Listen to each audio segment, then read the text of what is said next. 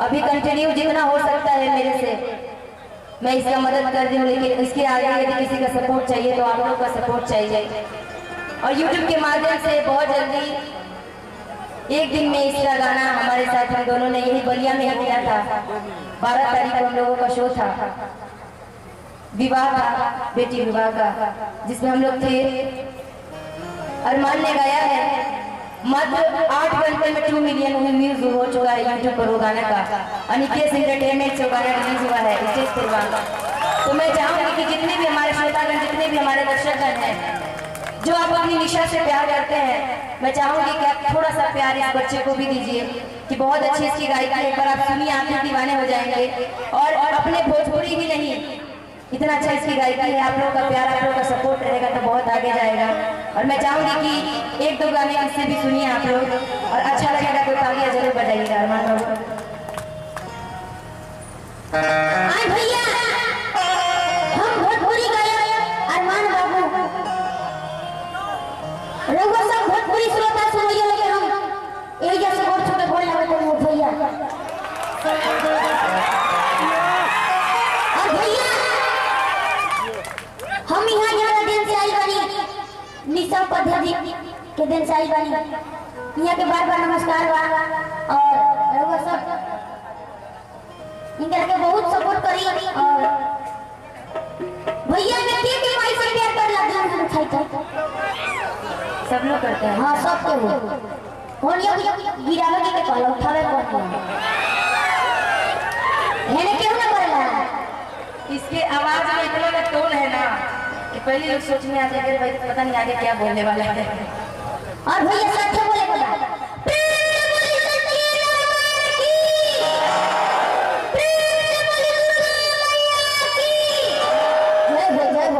भोजपुरिया समाज देखो।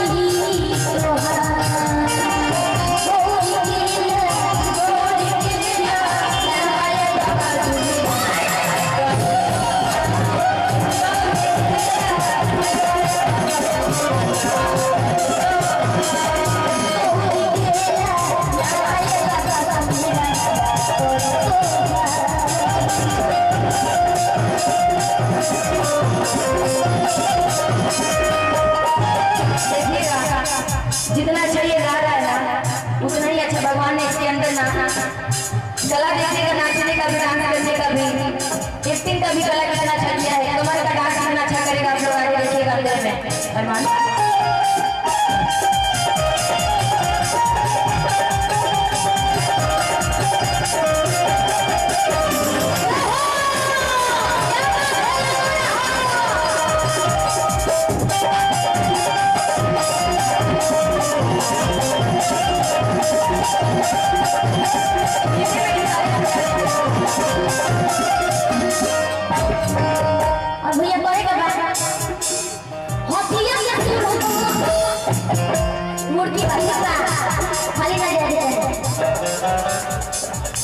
ठीक से अरमान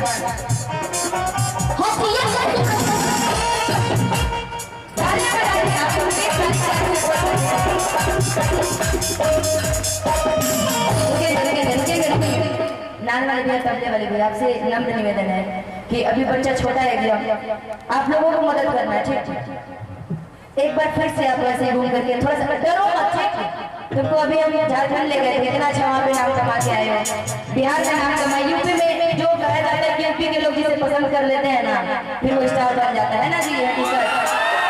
तो मैं चाहूँगी कि आप लोग अपना प्यार प्यार इसको दीजिए और अरमान डराओ मत। ठीक,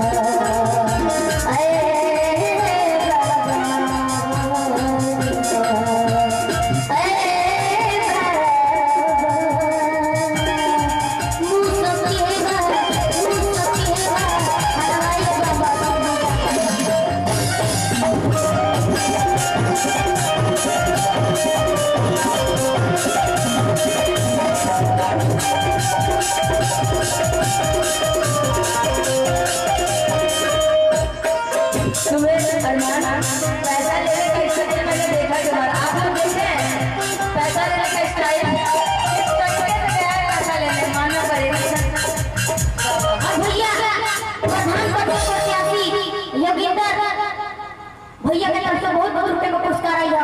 माई यहाँ पे असम कृपा बनाई रहा देख रहे हैं ना। गौरी के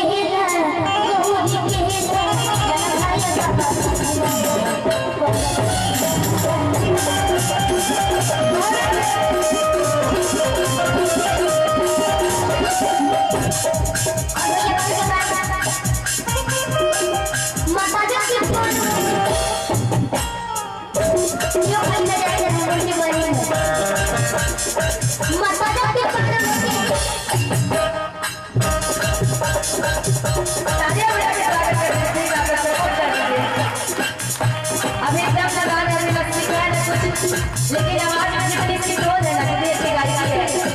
सच में हम सब लोग साथ आने ना, तो ये हमारे हिंदुस्तान का नाम रोशन कर सकता है, हमारे यूपी बिहार का नाम रोशन कर सकता है।